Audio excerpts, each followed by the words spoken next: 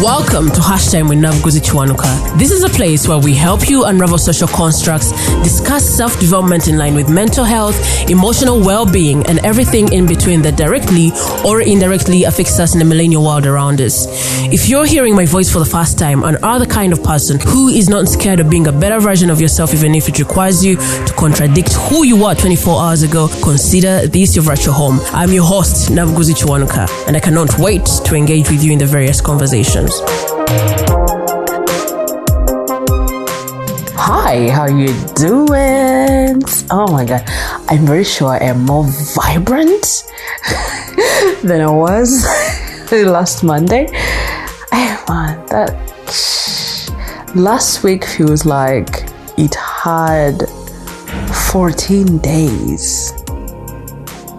I think that's all I can say. It really feels like it was 14 days. There was so many emotions going on. So when I was recording last week's edition, life wasn't lifing, and I'm sure I confessed that in the edition while recording. And I think shortly after me recording, I was in a conversation with a friend. We were on chat, and I was ranting about everything that has been going south. Oh my God. Wait, it was after me sharing about how hard it was for me to sleep a certain night. I don't remember what day it was, but she asked me where I am emotionally, and I told her in honesty that, dude, this and this and this and this and this has been going on. And she asked me if I had cried. It felt funny. I think prior to us having a chat, I tried to check in with myself whether I still had some tears in me. So I imagined myself trying to have a conversation with some two people at different times, of course, like let me assume I'm talking to this person. I don't even remember what topic I had come up with in my head, but it was something that would try to make me cry. So I tried, and I was like, oh, yeah, I can cry before this person. And I tried it with some other person in my mind, and I did. So I told her, yeah, I just tried it out, but then I had to get on with the recording. And she's like, you are not serious. She was mad. Oh, she was mad. She's like, you need to let these emotions come out. You need to cry. You need to, feel better with your, emotional healing. And usually I love to talk about how pent-up feelings are a danger to us. They might spill out in different forms. And I think for me, this is what was manifesting in my dreams. I couldn't sleep. Yes, it was actually a Friday night. I remember because I had a tight Saturday. So it manifested in my sleep. I couldn't sleep. My sleep patterns were going south.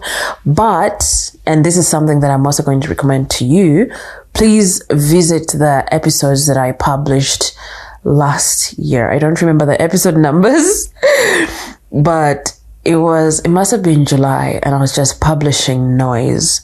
So what I did for myself is pick some noise, and it helped me rest.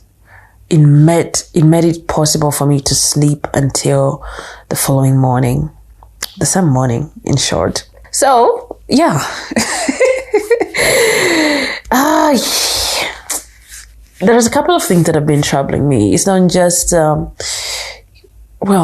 physical health. When we also talk about the implications of physical health on one's mental health, that's a whole topic, a whole conversation that, we need to be having very often, because most of the times, as someone that mostly talks about mental health, we have been directing the conversation towards how someone's poor mental health can manifest in poor physical health. But this time for me, I've been very unwell. Okay, not very.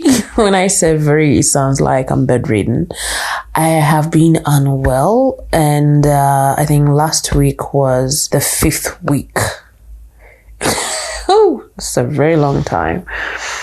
Because even on my birthday, my 30th birthday, 30th May, dude, I spent the day, trying to work on my resume, but at the back of my mind, I kept asking myself, if this is the last decade I'm going to be alive, will I see the 31st year and things like that? Because it found me sick. I think that's my first birthday to find me ill. And it had been like, I think, how many weeks? Probably 2 weeks of constant unwellness, and there's no solution that could be found. It was devastating. This condition that has been giving me a problem has been with me for, let me say, 21 years. Yes. From the time I was 8, that was February or March 2002. This is when the problem started. And for all the doctors that we've been seeing for all these decades, they have not been able to figure out what the problem is. So after having a chat with this darling friend of mine, Nyahanga, she was like, you know what, I think you need to see a doctor and things like that. Of course, mom was also pushing for that, but I've been exhausted. Going to doctors and they're just like, man, this could be the problem, this could be it, but there is no conclusive answer. If the scans are being done and nothing is seen, it gets exhausting. So when mom was trying to tell me to go and see a doctor, I was like, dude, the last doctor I saw was like, Onemi. And I liked his honesty, because usually there are doctors that just gamble around patients' health. They keep, trying out things. But I was like, let me just go to not make mom feel bad at least. So Monday I was in hospital, and dude, we talk about emotional intelligence, but I don't know. I think I need to ask with some doctors if they are advised to convey a diagnosis in a particular way, because this guy suspected something, and before the tests are even done, he was already telling me what was gonna happen to me.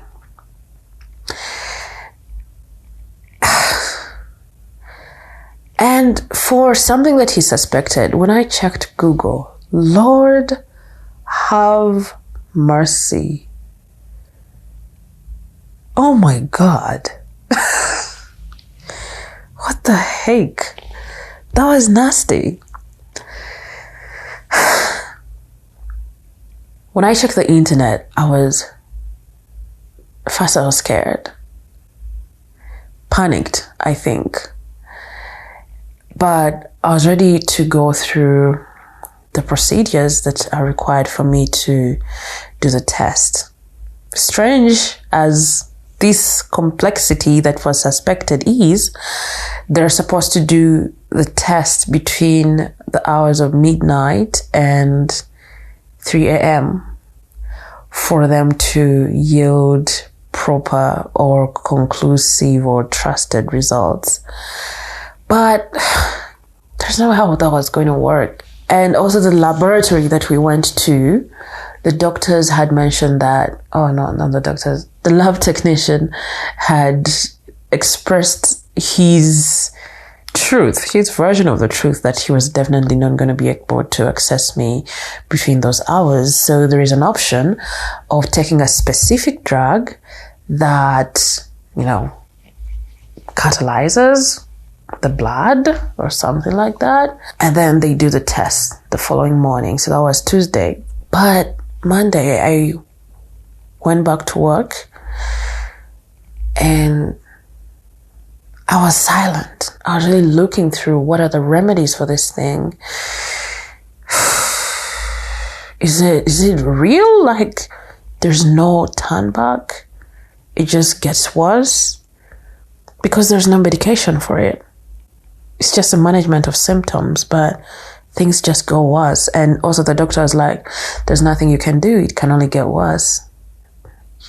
So I went to my boss's office. I wanted to tell him that I was not going to be around the following morning. And that's when I broke down. That's when I broke down. I was exhausted. I was scared.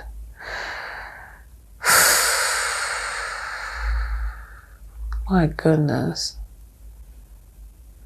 I was really scared. And I'm grateful for him that, oh my God. Because he was like, sit down, first sit down. And he kept saying, breathe, breathe. He asked me a couple of questions. Like, is it life-threatening? Is it, and he was like, doctors say anything. Have you read about it? And I was like, I checked the internet. And he was like, the internet, anyone posts anything on the internet. Let's just hope for it. Whatever you need, please reach out to me. But I was so devastated. I thought about how much I keep tiptoeing around life. Because I don't even know if this is the time for me to talk about all these things. I can't do a couple of things. I can't really be under the sun. I can't be in the cold weather. There's just so much. It's like I'm always looking over my shoulder, figuring out what is coming at me now. So when that diagnosis came in, of course I've had the problem for that long. And I think I also wanted the answers, because what is this mysterious thing? But the answer came in a way that they're saying there is no solution to that. And it was just going to get worse. It just doesn't stop there. And there I was in my 5th week of pain. And I was like, is this the time? Oh my God. I was extremely devastated. My workmate came and held me. And she's like, you're going to be okay, all right? You're going to be okay. I'm grateful for the workspace that I stay in for the 5 days of the week. I cried so much on Monday, not Tuesday. I cried so much. I don't know if I've cried that much, because I ended up getting a headache. In the night when I was trying to tell Mom, I had to tell her because, most times because I think I found myself in a position where I want to protect her. I want to tell her that I am strong and she shouldn't be worried. But I think I was also tired of carrying that, macho kind of attitude. So I told her, and I cried again. I just broke down. I think the moment I told her that I was scared and that I'm tired, I can't be the home of every ailment, Hey, my goodness. When I tell you that last week felt like it had 14 days, it was heavy. Like, it just starts out and things are crazy. And it's like I just floated throughout it. So, yeah, so many tears on Monday that spilled into Tuesday No, wait, they did not spill into Tuesday. I slept earlier than midnight. So Tuesday came. I don't know if, I did get teary on Tuesday. We went and did the tests. They came out negative, but the doctor wasn't trusting of the results. So he decided that at least I could be on medication for 10 days and then go back for a review so that we see what's up. I am so far better. I think I may have seen changes on what was that? Thursday, Friday? I don't remember so well, but I think the real results that I saw changes that I saw were from Friday. And we're still checking, we're still watching my body and see how it reacts. And yes, I was posting about throughout the week. Not throughout the week, just a few days in the week. I posted about this public screening stroke fundraiser that we had at Media Challenge Initiative. And the central topic or topics of the day were on PTSD, because this is PTSD Awareness Month. And it also doubles as Men's Mental Health Month. So we had a conversation on those two, and also went as far as talking about chronic illnesses and how they can affect someone's mental health. So 2 episodes, I think, have been dedicated to the topic, PTSD, that is. And men's mental health, we definitely advocate for the men. And it's very interesting that it's mostly men that listen to this podcast. Let me see the percentages right now. Let me see where the men are standing. For a very long time, it's like for the lifetime of this podcast, the men have been taking the lead percentage of the audience, because I think I must have last checked on Saturday and they were standing at 52%. So I would love for us to prioritize our health. By our, I mean the men. Do not forget to check in with your emotional well-being and mental health, because I need you alive. If you're taking the hugest percentage of my podcasts, I mean, if I'm talking about the listenership being the fuel of this podcast, I need you to be in a great mental state. 55%, as I'm looking at the statistics right now, that's where the men are standing. Yes, so chronic illness. Perhaps I'll have to create a whole discussion, a whole episode dedicated to that, because I'm one of those people, really. Dude, it gets exhausting and annoying to have to be in a body that seems to be fighting your existence. It's annoying. And I opened up to one of the panelists that were going to be with us that day for the public screening. I opened up to her, I think the day before, must have been Friday when I called her, I'm not very sure. And she was like, oh my God, I think you need to see a therapist after, because you're going to be triggered. And I got scared a little bit, because I've had conversations on the podcast that feel extremely heavy. But then I started feeling like, I'm not even sure. Will I handle what might be talked about? Will I be reminded of my own struggles? And I was actually worried when Monday came and I was totally torn. I was not sure I was going to sit through Saturday. Like, I was in my mind and I kept saying, you know what? We need to stay steady. We need to stay steady. And I just didn't have Saturday. I had to be a panelist on Wednesday. And then Saturday I had a moderation. I just kept praying, okay, you know what? This is happening, but we need to be present for Wednesday. can we do that? Can we do that? I'm hopeful that I'm going to reach Wednesday safe. And I managed. I aced it. We had a great conversation. And then Saturday comes and oof, it was a success. There were no tears on my end, at least. The public screening was definitely heavy, but I'm also glad-ish that I had watched it before. It helped me prepare me emotionally for what I was going to moderate about.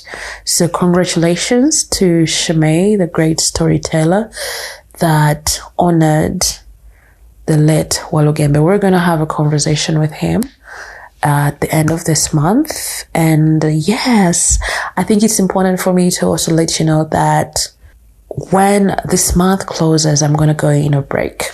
We need to take a breather.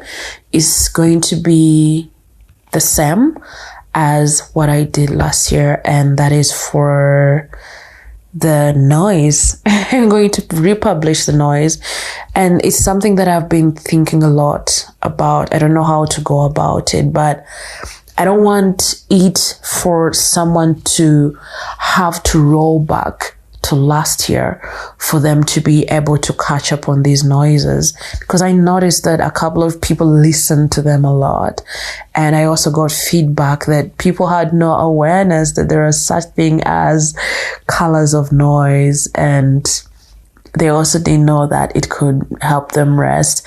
I had a Kenyan girl that I told to try it because I think, what was I doing that early on the internet? And I phoned her online. I was like, hey, why are you awake? And she told me she just couldn't sleep. So I shared the link with her and she shared feedback. She was like, hey, I managed to sleep. Thank you so much. Great. So we're going to go back in that phase for the month of July, and we shall come back with a bang. Hey, bang. Let me see what has happened. Yeah, so there's no listener letter this week. I didn't find anything, but there's something that had been shared last week. Someone sent just a one-line thing. Something like, okay, I'll have to check later because I don't have access to it right now. Something close to live your life privately, but I'll give it time and we'll expound on it. For the conversation that we had yesterday during the public screening, we crowned it with the need for us to be kind. I think one of the people in the audience might have asked how to go about helping people, and the first thing that had been recommended was kindness. And I'd love to reiterate that here on the podcast. Please spread the kindness. You don't want to be the source of someone's trauma. You don't want someone to be struggling with PTSD, because if we're talking about PTSD and we're talking about events, some of these events are caused by human beings. If I am talking about the period in which I was struggling with being in the area of Chadondo, I mean, the Al-Shabaab people that orchestrated that whole madness were people, and they are the source of my post-traumatic stress that I was struggling with. And then there are people who are also struggling with abusive parents, and they just can't stand a particular sex, I think. In one of the episodes on PTSD, I shared about a dad who used to rape his son. And today is Father's Day. This is Father's Week. I've been gushing. I've spent the day gushing over the beautiful messages that you guys have been sharing about your fathers. Okay, not all of you, of course, but I've seen so many messages on social media that have made me feel happy, really happy and warm and, squishy. And I think the ones that I loved the most are the ones that were coming from men. The way how they were sharing the love of their fathers did not come from just a place of providence, but the presence. It was not just providence, because we have this imagination. Some men have this imagination that all that matters is give school fees. There is no emotional presence at all for the kids. But I was reading from these men, and they were really happy to have shared this kind of relationship with their fathers. And that for me communicates that we cannot be trolling all men. They are actually men that have had great examples in the men in their lives. And it's a beautiful thing to watch. And it's even more beautiful to have to see a man talk about how he has been loved. Those guys be acting macho all the time. They don't want to confess that they've been loved. But it's just so beautiful to have to look at. And so in the evening, of course, I remembered Mother's Day. Someone had shared how she had also experienced the beauty and the warmth in the different messages people were sharing about their mothers, and she just couldn't relate. Nothing warm about their relationship with the mom, and I was like, yikes, yeah. So I'd like to also tell you, the man or woman listening in right now, if you do not have the kind of warm messages to pass on to your dads, I can't say I have the solution or anything to that, but I'm sending you some warm hugs. I give very good hugs. I know it doesn't mend the relationship or rekindle not even rekindle. Sometimes it does. It's just non-existent. There are people that have not been loved at all, and it's important for us to recognize how much they may have struggled through this period where people were sharing such beautiful messages that they cannot relate to. I don't have a dad.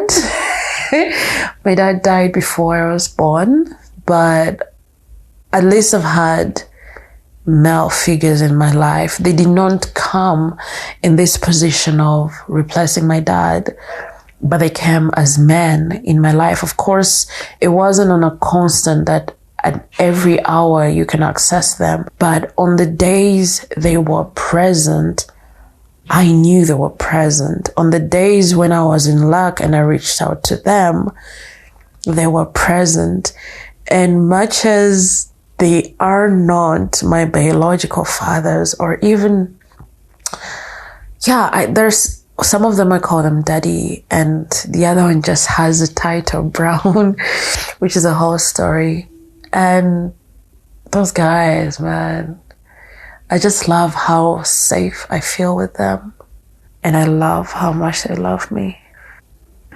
I think the most beautiful thing you can give a child is a sense of safety.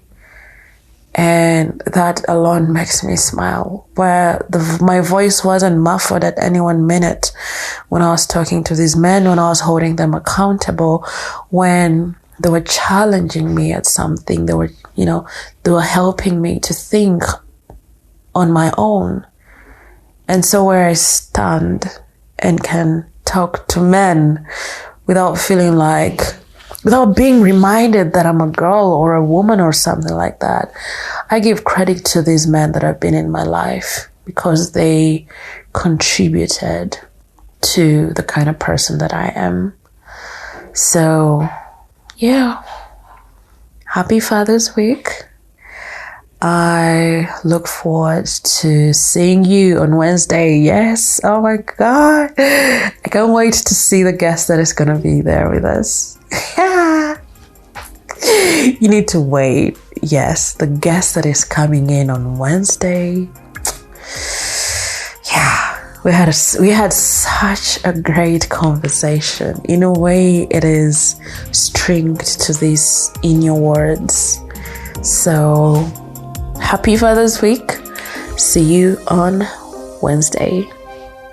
Thank you so much for tuning into another episode of Hashtag with Nabguzi Chiwanuka. If you loved what you heard, make sure you subscribe to Hashtag with Nabguzi Chiwanuka in your podcast platform of choice and share it with your friends, loved ones, and everyone that you believe is affected by the millennial world around us. Also, feel free to share your insights about what connected with you on social media and be sure to tag us. We are at Hashtag with Nabguzi Chiwanuka on Facebook and Instagram, and on Twitter our handle is at HTNK Podcast. Have a great week. I hope your Monday is gonna be great. That is if you caught this edition on Monday. Ciao.